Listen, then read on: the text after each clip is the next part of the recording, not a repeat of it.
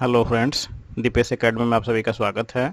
ICAR या फिर IARI का जो टेक्नीशियन का जो एग्ज़ाम हुआ था उसका 7 जुलाई फर्स्ट शिफ्ट का साइंस के क्वेश्चन को हम लोग देखने वाले हैं। ठीक है, और इसमें जितने भी क्वेश्चंस पूछे गए हैं इसमें टोटल 25 क्वेश्चन पूछे गए हैं। ठीक है, तो साइंस के सारे 25 क्वेश्चन को देखेंगे और उसके बारे में अगर कोई स्पेशल फैक्ट्स है तो उसके बारे में भी हम लोग जानेंगे।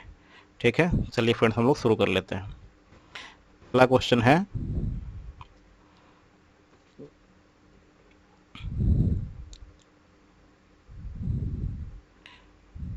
देखिए पहला क्वेश्चन है, डैश किन्हीं विजातीय पदार्थों तथा निष्प्रयोज्य हो चुके कोशिकांगों को पचाकर कोशिका को साफ रखने में मदद करती है। ठीक है, तो वो क्या है? लाइसोसोम है। ठीक है ना, लाइसोसोम एक ऐसा चीज, एक ऐसा सेल ऑर्गेनेल है जिसके अंदर क्या भरा रहता है? पाचक एंजाइम भरा रहता है। ठीक है, यानी यह किस तरह का रहता है? अम्लीय रहता है, यानी एसिडिक पाचक एंजाइम रहता है। ठीक है ना, और इसको हम लोग सुसाइड बॉम्ब भी कहते हैं या फिर suicidal bag of the cell भी कहते हैं।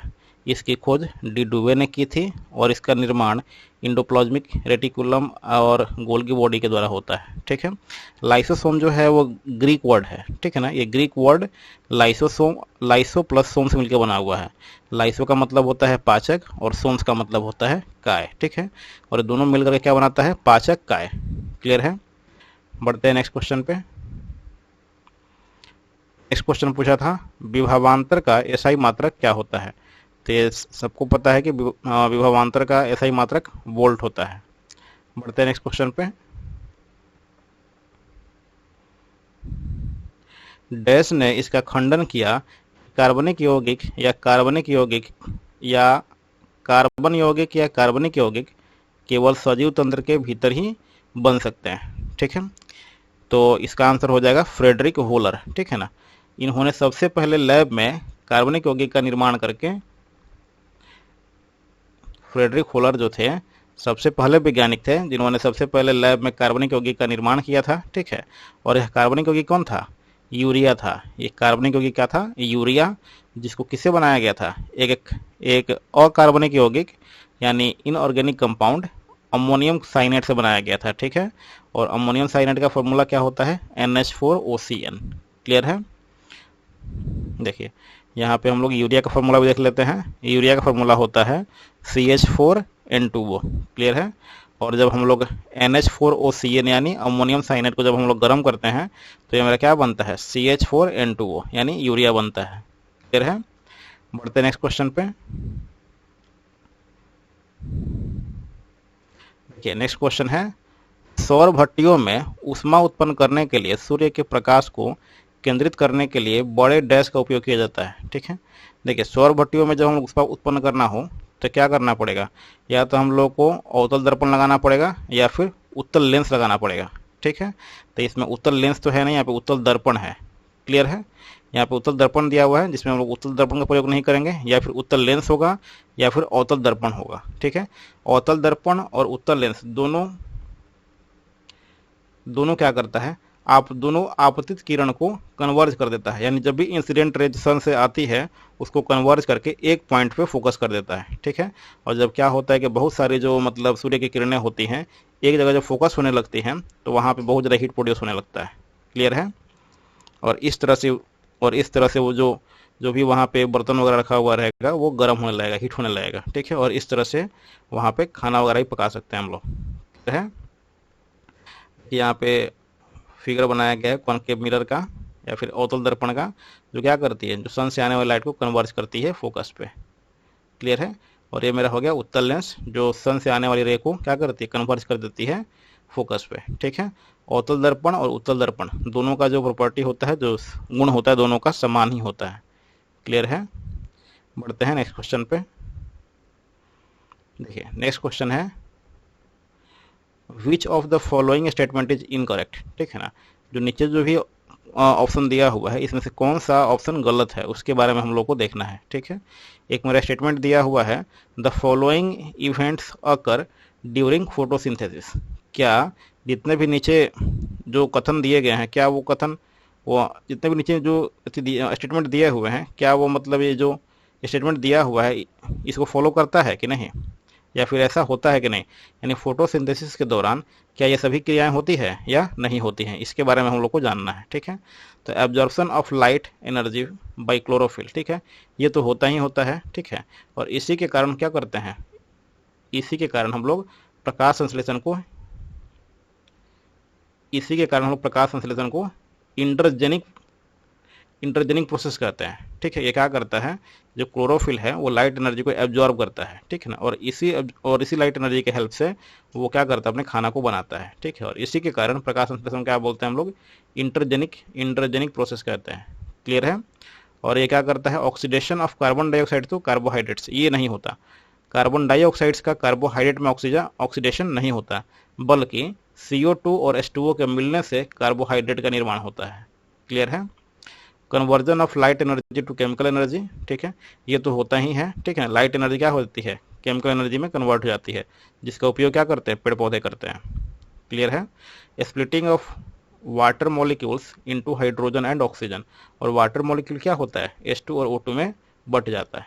क्लियर है, अब आप लोग सोचिएगा कि इंटरजेनिक प्रोसेस क्या होता है, तो इंटरजेनिक प्रोसेस का मतलब होता है जिसे केमिकल रिएक्शन करने के लिए एनर्जी की ज़रूरत हो, वैसे वैसे प्रोसेस को क्या बोलते हैं, इंटरजेनिक प्रोसेस कहते हैं। ठीक है, यानी जो भी हमारा फोटोसिंथेसिस होता है वो सन की लाइट के बिना नहीं हो सकता, यानी यानी फोटोसिंथेसिस होने के लिए सन की लाइट की ज़रूरत पड़ती है, यानी एनर्जी की ज़रूरत पड़ती है।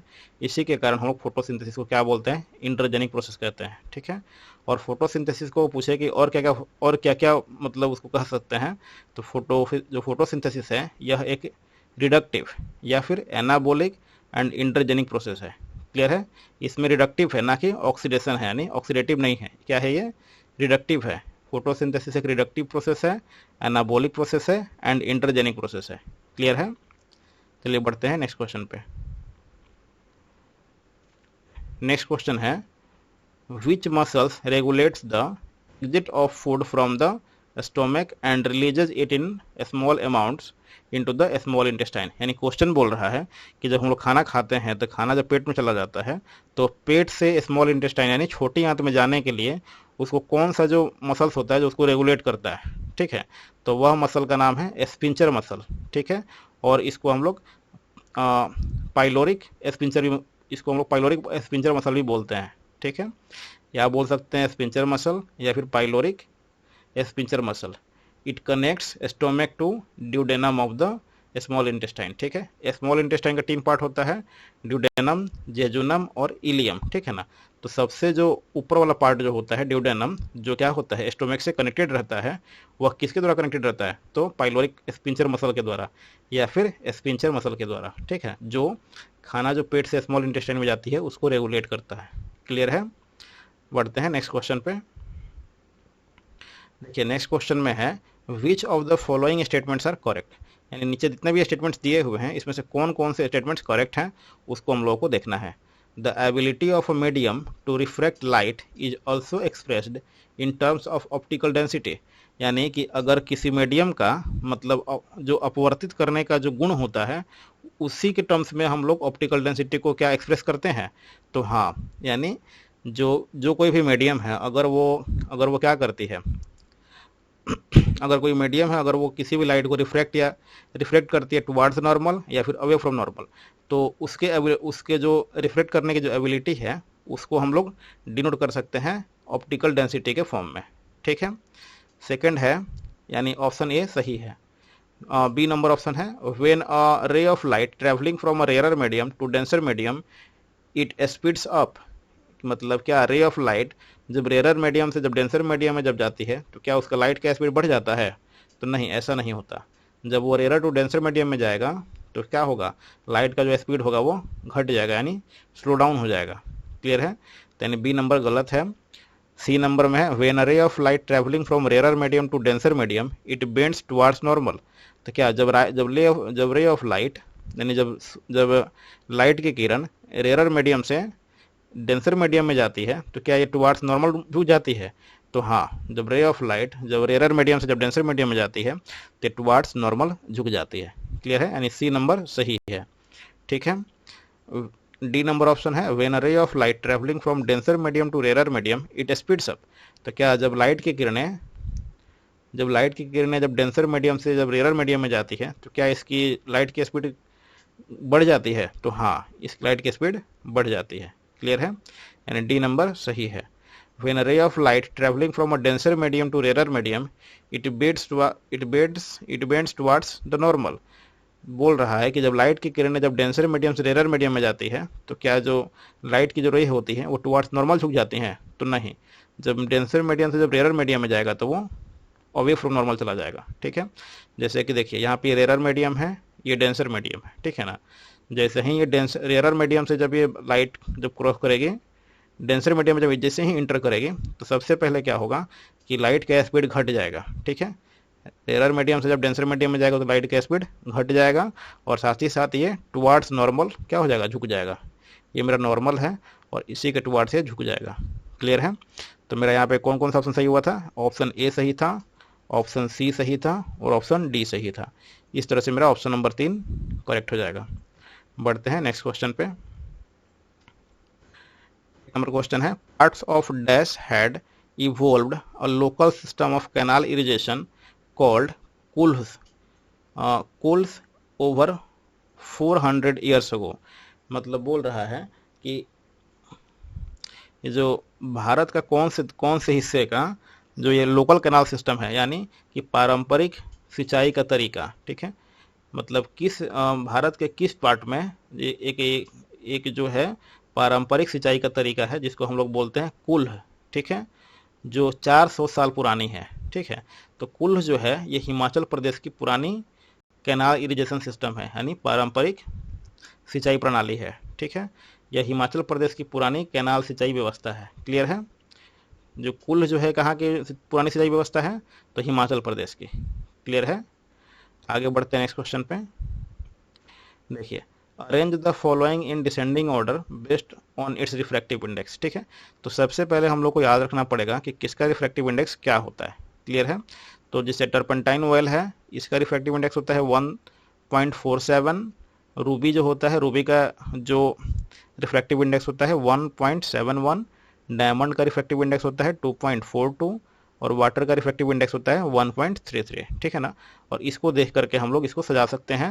यानी सबसे ज़्यादा है डायमंड का, तो सबसे ज़्यादा डायमंड का सबसे पहले हो जाएगा ये, क्योंकि इसको सजाना है डिसेंडिंग ऑर्डर में। यानी सबसे बड़ा सबसे पहले, उसके बाद फिर रूबी हो जाएगा, उसके बाद फिर टर्पेंटाइन ऑयल हो जाएगा और उसके बाद फिर वाटर हो जाएगा। और इस तरह से ऑप्शन नंबर ये सही हो जाएगा। क्लियर है, बढ़ते हैं नेक्स्ट क्वेश्चन पे।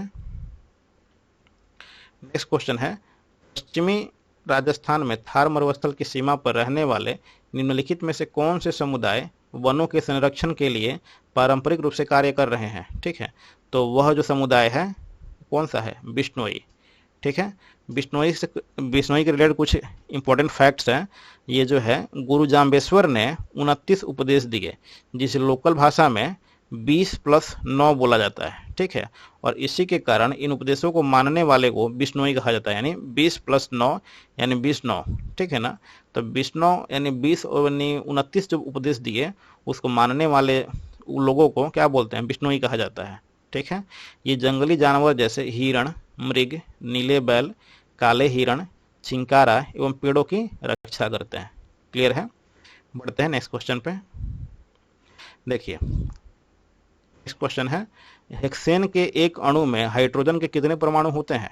ठीक है, तो देखिए हेक्सेन जो है मेरा अल्केन ग्रुप का है। ठीक है, और अल्केन ग्रुप का क्या फॉर्मूला होता है? CnH2n+2। क्लियर है, और फिर वैसे ही अल्कीन का क्या फॉर्मूला होता है? CnH2n हो जाता है, और अल्काइन का फॉर्मूला होता है CnH2n-2। क्लियर है, तो इसमें n जो है नंबर ऑफ कार्बन एटम है। क्लियर है, इसी ग्रुप का क्या है? हेक्सेन है मेरा। ठीक है, यानी हेक्स का मतलब होता है 6, यानी इसमें कितना कार्बन एटम होगा? 6 कार्बन एटम होगा, यानी n का वैल्यू क्या होगा मेरा? 6, तो C6H14 हो जाएगा। ठीक है, यानी हाइड्रोजन परमाणु का संख्या पूछ रहा है, यानी इसमें 14 परमाणु होंगे। क्लियर है, बढ़ते हैं नेक्स्ट क्वेश्चन पे। नेक्स्ट क्वेश्चन है, क्राउन ग्लास का अपवर्तनांक कितना होता है?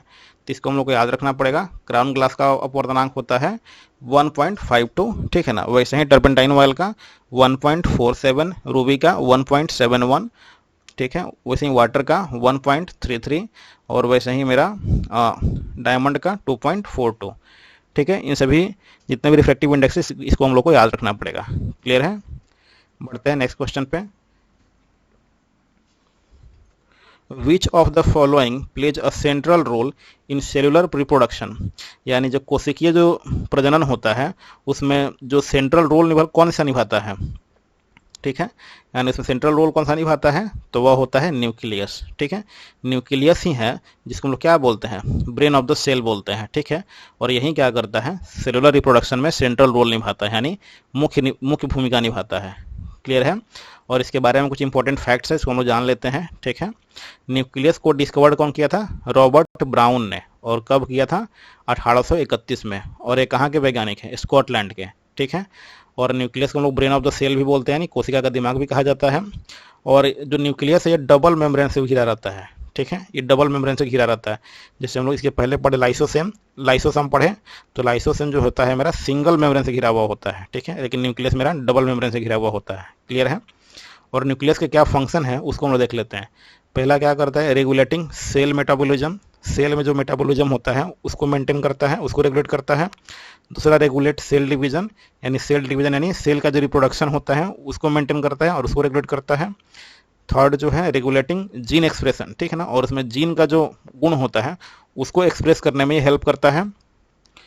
फोर्थ है मेरा रेगुलेटिंग प्रोटीन सिंथेसिस, ठीक है। और जो इंडोप्लाज्मिक रेटिकुलम है जो क्या करता है, उसमें जो राइबोसोम्स होता है, जो ईयर बोलते हैं, इंडोप्लाज्मिक रेटिकुलम बोलते हैं, वगैरह जो भी होता है, जो प्रोटीन का जो सिंथेसिस करता है उसको मेंटेन करता है, उसको रेगुलेट करता है, ठीक है। और जो न्यूक्लियस है मेरा, न्यूक्लियस जो वर्ड है मेरा, ये डिराइव्ड हुआ है किस वर्ड से, लैटिन वर्ड न्यूक्लियस से डिराइव्ड हुआ है, ठीक है। जिसका मतलब होता है कार्नेल या फिर बीज, ठीक है। कार्नेल या फिर सीड इसका मतलब होता है, ठीक है ना। ये लैटिन वर्ड से आया हुआ है। न्यूक्लियस किससे आया है मेरा, लैटिन वर्ड से। और जो मेरा लाइसोसोम था वो किससे आया था मेरा, ग्रीक वर्ड से। क्लियर है? पढ़ते नेक्स्ट क्वेश्चन पे। नेक्स्ट क्वेश्चन है, निम्नलिखित में से किसने यह खोज करके यह महत्वपूर्ण सफलता हासिल की थी कि गतिमान चुंबक का उपयोग करके विद्युत धारा उत्पन्न की जा सकती है, ठीक है ना।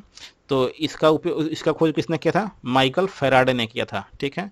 जो कहाँ के वैज्ञानिक थे, ब्रिटिश वैज्ञानिक थे, ठीक है ना। इनका जन्म हुआ था लंदन में, ठीक है। फैराडे का जो जन्म हुआ था कब, फैराडे ने इसकी खोज कब की थी, तो 1831 में विद्युत चुंबकीय प्रेरण को खोजा था, ठीक है ना। जब मतलब क्या करते हैं, जब चुंबक को जब जो एक क्वाइल होता है, ठीक है ना, क्वाइल के अंदर जब हम लोग एक चुंबक को मतलब गति कराते हैं, मूव कराते हैं, तो क्या होता है उसमें विद्युतीय चुंबकीय प्रेरण उत्पन्न होता है ना, इलेक्ट्रोमैग्नेटिक इंडक्शन उसमें उत्पन्न होता है, ठीक है ना।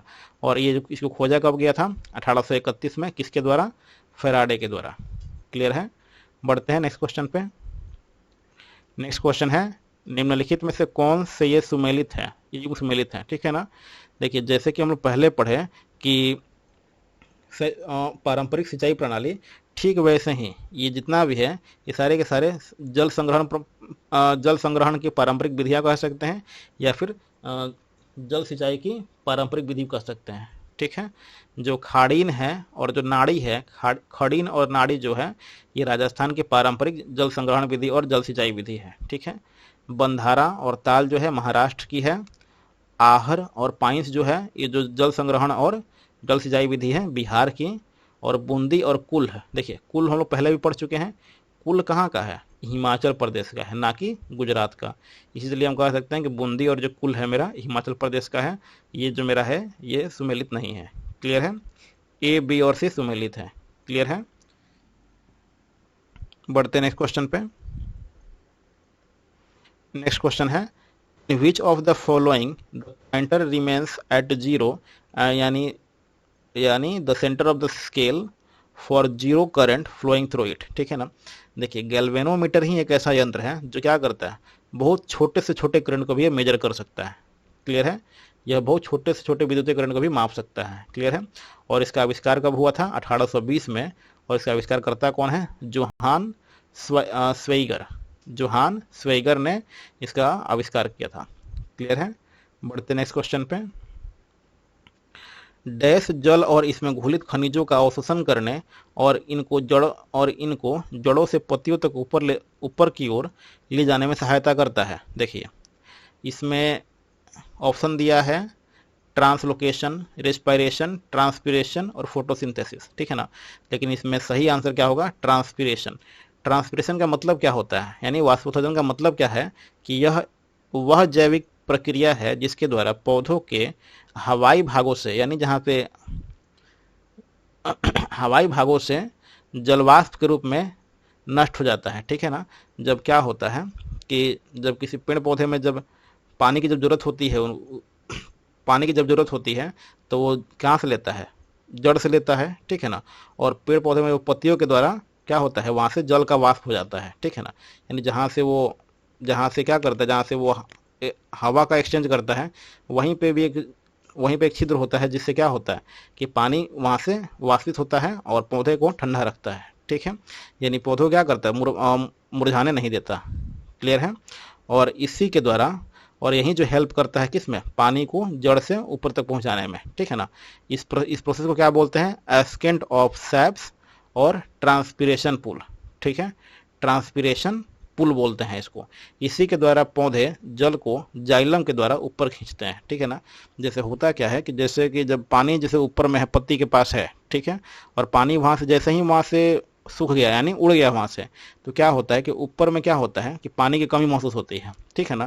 तो जब पानी की जब कमी महसूस होती है तो क्या करता है, वो नीचे से खींचता है, ठीक है। और पानी जब नीचे से खींचता है प्रेशर के द्वारा, तो क्या होता है कि नीचे से फिर पानी जड़ के थ्रू ऊपर आती है, ठीक है ना। और ये हुआ किसके द्वारा? तो ट्रांसपिरेशन के द्वारा, यानी वाष्पोत्सर्जन के द्वारा, ठीक है। इसलिए हम लोग कह सकते हैं कि ट्रांसपिरेशन पुल जो है ये एक ऐसा प्रोसेस है इसके द्वारा पौधे जो क्या करते हैं, जल को जाइलम के द्वारा नीचे से ऊपर खींचते हैं। क्लियर है। बढ़ते हैं नेक्स्ट क्वेश्चन में। बोल रहा है कि सही दर्पण सूत्र का चयन कीजिए, ठीक है। यानी 1/v + 1/u = 1/f, ये जो मेरा है सही दर्पण का सूत्र है, ठीक है ना। जिसको हम बोलते हैं मिरर फार्मूला बोलते हैं या फिर दर्पण सूत्र बोलते हैं। इसको हम लोग ऐसे भी लिख सकते हैं 1/f = 1/v + 1/u, ठीक है। अब अगर पूछ दे, अगर लेंस फार्मूला पूछ दे तो लेंस सूत्र क्या होता है? 1/f = 1/v - 1/u। क्लियर है। बढ़ते नेक्स्ट क्वेश्चन पे। नेक्स्ट क्वेश्चन है which of the following each carbon atom is bonded to 3 other carbon atoms in the same plane giving a hexagonal array, ठीक है ना। देखिए बोल रहा है कि वह कौन सा कंपाउंड है, वह कार्बन का कौन सा कंपाउंड है जिसमें क्या होता है कि कार्बन जो होता है, जो एक कार्बन एटम या फिर प्रत्येक carbon atom 3 other carbon atom से बॉन्डेड होता है, ठीक है ना। और वो होता कहाँ पे है? Same plane giving a hexagonal array. और वो क्या करता है, एक परत के रूप में एक ही परत में वो हेक्सागोनल स्ट्रक्चर बनाता है, ठीक है ना। तो ग्रेफाइट को हम लोग क्या बोलते हैं? एक कार्बन का एक अपरूप है, और अपरूप को इंग्लिश में क्या बोलते हैं? एलोट्रॉप्स, ठीक है ना। यानी ये कंप्लीटली कार्बन से बना हुआ होता है, ठीक है।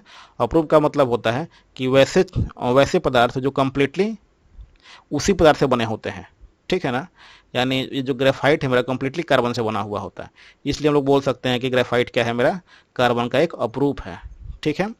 इसमें प्रत्येक कार्बन अन्य 3 कार्बन से जुड़कर हेक्सागोनल संरचना बनाते हैं और यह एक दूसरे पर व्यवस्थित होकर परत संरचना बनाते हैं, ठीक है ना। यह क्या करता है? यह एक परत में रहता है, और यह परत में रहने के कारण ही क्या होता है कि यह स्लिपरी होता है, ठीक है ना। यहाँ पे लिखा हुआ है कि इसलिए ग्रेफाइट क्या होता है? स्लिपरी होता है, यानी इसमें फिसलने का गुण होता है, ठीक है। और इसलिए इसका उपयोग हम लोग एज अ ल्यूब्रिकेंट भी करते हैं, और इसका एज अ ल्यूब्रिकेंट वहाँ पे उपयोग करते हैं जहाँ पे क्या होता है, बहुत हेवी व्हीकल्स वगैरह होता है, वहाँ पे हम लोग ग्रेफाइट के जो पाउडर बना करके वहाँ पे हम लोग यूज करते हैं, एज अ ल्यूब्रिकेंट भी यूज करते हैं। क्लियर है। बढ़ते हैं नेक्स्ट क्वेश्चन पे। Which of the following statements are correct, है ना। इसमें से कौन सा जो स्टेटमेंट है वो करेक्ट है? तो पहला है the saliva contains an enzyme called salivary amylase. ये तो सही है कि जो सलाइवा होता है वो सैलिवरी अमाइलेज कॉन्टेन करता है, यानी रखता है, ठीक है ना। That breaks down proteins. लेकिन जो सैलिवरी अमाइलेज है वो प्रोटीन्स का ब्रेक डाउन नहीं करता, यानी प्रोटीन्स को नहीं तोड़ता, वह स्टार्च को तोड़ने में हेल्प करता है। क्लियर है। तो इसलिए ये गलत हो गया। सेकंड है the gastric glands present in the wall of the stomach. ठीक है, जो गैस्ट्रिक ग्लैंड है वो कहाँ पाया जाता है, पेट के दीवार में पाया जाता है। ठीक है ना, वॉल ऑफ द स्टोमक यानी पेट के दीवार में पाया जाता है, ये सही है। एंड रिलीजेज हाइड्रोक्लोरिक एसिड, और जो गैस्ट्रिक ग्लैंड है कौन सा क्या चीज़ रिलीज करता है, तो हाइड्रोक्लोरिक एसिड वो रिलीज करता है, ये भी सही है। थर्ड है the pancreas secrets pancreatic juice, pancreas जो है पैंक्रियाटिक जूस को सेक्रेट करता है, विच कॉन्टेंस इंजाइम्स लाइक ट्रिप्सिन, जो कौन सा इंजाइम रखता है, ट्रिप्सिन वगैरह रखता है, जो क्या करता है, प्रोटीन का पाचन करता है। ये बिल्कुल मेरा सही है, क्लियर है। The inner lining of the large intestine has numerous finger like projections called villi, जो इनर लाइनिंग होता है लार्ज इंटेस्टाइन का, देखिए ये लार्ज इंटेस्टाइन नहीं होता, वो स्मॉल इंटेस्टाइन होता है। Inner lining of the small intestine has numerous finger like projections called Bhilai, यहाँ पे स्मॉल इंटेस्टाइन होगा ना कि लार्ज इंटेस्टाइन। ठीक है ना, और भिलाई का काम क्या होता है कि खाना जब पचने के बाद यानी आंत में जब जाती है वहाँ पे, तो आंत में जब जाने के बाद वहाँ पे अगर कुछ बच गया है और भी न्यूट्रिएंट्स वगैरह, तो भिलाई उसको क्या करती है, उसको वहाँ से सोख लेती है। ठीक है, और शरीर में पहुँचा देती है, क्लियर है। तो इस तरह से मेरा जो करेक्ट स्टेटमेंट क्या हो गया, तो ऑप्शन नंबर बी और ऑप्शन नंबर सी मेरा करेक्ट स्टेटमेंट हो गया, यानी ऑप्शन नंबर ए सही है, बी एंड सी। बढ़ते हैं नेक्स्ट क्वेश्चन पे।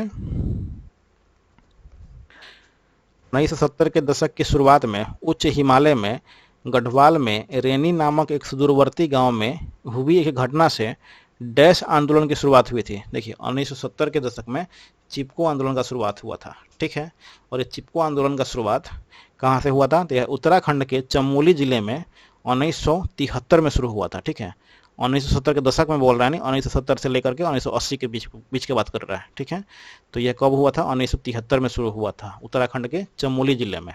ठीक है, और इससे जुड़े कुछ लोग हैं जो बार बार एग्जाम में पूछता है कि ये किस आंदोलन से संबंधित है, तो इसको आप लोग याद रखिएगा हमेशा कि चिपको आंदोलन से संबंधित जो लोग हैं वो सुंदरलाल बहुगुणा हैं, चंडी भट्ट हैं, और इसमें एक लेडीज थी जो इसमें सम्मिलित थी, तो वह है गौरा देवी। ठीक है, और इसका जो मेन जो लक्ष्य क्या था, तो पेड़ों को बचाने के लिए, क्लियर है। बढ़ते हैं नेक्स्ट क्वेश्चन पे। नेक्स्ट क्वेश्चन है नमामि गंगे कार्यक्रम एक एकीकृत संरक्षण मिशन है जिसे केंद्र सरकार द्वारा डैश में एक प्रमुख फ्लैगशिप कार्यक्रम के रूप में अनुमोदित किया गया था। तो यह हुआ था, शुरू कब हुआ था, तो जून 2014 में जल संसाधन मंत्रालय या फिर जल मंत्रालय के द्वारा शुरू किया गया था, क्लियर है, जब मोदी जी सत्ता में आए थे। देखिए क्वेश्चन नंबर 23 है, निम्नलिखित में से कौन सा युग्म गलत है। ठीक है ना, इसमें गलत युग्म को पहचानना। देखिए ये कीटोन का CO होता है, क्लियर है। एल्डिहाइड का COH नहीं होता है, एल्डिहाइड का क्या होता है, CHO होता है। ठीक है, कार्बोक्सिलिक एसिड का COOH सही है, अल्कोहल का OH सही है, क्लियर है। बढ़ते हैं नेक्स्ट क्वेश्चन पे। देखिए नेक्स्ट क्वेश्चन है in homologous series the formula of successive compounds differ by. ठीक है, बोल रहा है कि होमोलोगस सीरीज में अगर फॉर्मूला है अगर किसी सक्सेसिव कंपाउंड का, तो वह एक जो कंपाउंड है वो दूसरे कंपाउंड से किस चीज़ से डिफर होगा, यानी किस चीज़ से अंतर होगा, तो वह अंतर होगा CH2 के फॉर्मूला से वो अंतर होगा सक्सेसिव कंपाउंड। ठीक है, और होमोलोगस सीरीज को हम लोग बोलते हैं हिंदी में सजातीय श्रेणी, और सजातीय श्रेणी के बारे में हम लोग जान लेते हैं क्या होता है। तो कार्बनिक यौगिक की एक ऐसी श्रेणी जिसमें कार्बनिक यौगिकों को अनुभार के बढ़ते हुए क्रम में रखा गया है। ठीक है, जिसके प्रत्येक सदस्य में समान क्रियात्मक समूह उपस्थित हो तथा दो क्रमागत सदस्यों के अणुसूत्रों में केवल CH2 का अंतर हो। ठीक है, यही पूछ रहा है कि किस चीज का अंतर होता है, डिफर बाई CH2, यानी केवल CH2 का अंतर हो, सजातीय श्रेणी कहलाती है, यानी होमोलोगस सीरीज कहलाती है। जैसे हम एग्जाम्पल ले लेते हैं, जैसे इन एल्केन में होता है, जैसे कि एल्केन जो ग्रुप है उसमें CH4 ले लेते हैं, और दूसरा अगर सक्सेसिव कंपाउंड है C2H6, यानी ये हो गया मीथेन, ये हो गया इथेन। मीथेन और इथेन में जो गैपिंग होगा वो सिर्फ CH2 का गैपिंग है। ठीक है, वैसे ही अगर हम एल्कीन ग्रुप ले लेते हैं, तो इसमें एल्कीन ग्रुप में देखिए यहाँ पे एल्कीन ग्रुप है, एल्कीन ग्रुप में C2H4 एंड C3H6, इसमें मीथिन नहीं होता, इसमें क्या होता है, इथीन से शुरुआत होता है, यानी इथीन और ये इसको क्या बोलते हैं, यानी समझिए ना, क्या यहाँ पे क्या है, इथीन है, यानी C2H4 है, और जो उसका जो सक्सेसिव कंपाउंड होगा C3H6, ठीक है ना। ये दोनों के जो एक दूसरे से डिफर करेगा CH2 से। क्लियर है। अब बढ़ते हैं इन अल्काइन, जो अल्काइन ग्रुप है उसमें यहाँ पे हो जाता है इथाइन, C2H2, ठीक है। इसको बोलते क्या बोलते हैं हम लोग, इथाइन बोलते हैं, ठीक है। यहाँ पे C3H4, ठीक है। ये इसका सक्सेसिव कंपाउंड है, ठीक है ना। ये जो दोनों जो होगा वो दोनों एक दूसरे से किससे में डिफर करेगा, तो CH2 से ये डिफर करेगा, ठीक है। देखिए यहाँ पे C2 है, यहाँ पे C3 है, एक C बचा यहाँ पे H2 है, यहाँ पे H4 है, यानी H2 आ गया। सेम टू सेम चीज़ तीनों में है, ठीक है ना। और इसी तरह से जो भी जितना भी कंपाउंड होगा और जिसमें CH2 का अंतर होगा, ठीक है, और वो सेम फंक्शनल ग्रुप से जुड़ा हुआ होगा, तो उसको हम लोग क्या बोलेंगे, होमोलोगस सीरीज बोलेंगे। क्लियर है। बढ़ते हैं नेक्स्ट क्वेश्चन पे। नेक्स्ट क्वेश्चन है, डैश में राजस्थान में जोधपुर के पास खिजड़ौली गांव में अमृता देवी बिश्नोई ने खिजड़ी के वृक्षों की रक्षा के लिए 363 अन्य लोगों के साथ अपने प्राणों का बलिदान दिया था, ठीक है। इसमें 363 लोग मारे गए थे, ठीक है ना। इसमें हुआ क्या था कि एक राजा था, ठीक है, एक राजा था जो पेड़ों को काटने के लिए आदेश दिया था, ठीक है। लेकिन उसको तब जाके पता चला, इसको जो राजा है वो राजा को तब पता चला जब 363 लोग मारे गए, तब जाकर के वो आकर के वहाँ पे इन बिश्नोई लोगों के पास क्या किया, माफ़ी मांगा, ठीक है ना, और वहाँ से पेड़ों को काटने से रोक दिया, ठीक है। तो यह हुआ कब था, तो 1731 में हुआ था, ठीक है ना। राजा आकर के वहाँ पे माफ़ी मांगा था वहाँ पे इन समुदाय से, ठीक है। और इस आंदोलन को बिश्नोई आंदोलन भी कहा जाता है। क्लियर है। जिसमें 363 लोग मारे गए थे। यह संप्रदाय पश्चिमी राजस्थान में निवास करती है। क्लियर है। फ्रेंड्स, अगर आप लोग को ये वीडियो पसंद आता है तो प्लीज़ इस वीडियो को लाइक करिए और इस वीडियो को और अपने फ्रेंड्स में इसको शेयर करिए, और प्लीज़ मेरे चैनल को सब्सक्राइब करिए, और जो चैनल है वहाँ उसका जो बेल बटन है उसको दबा कर रखिए, ताकि आप लोगों को जब भी मैं न्यू वीडियो डालूँ तो आपको उसका नोटिफिकेशन तुरंत मिल जाए, ठीक है। चलिए friends, thank you and have a nice day. जय हिंद, जय भारत।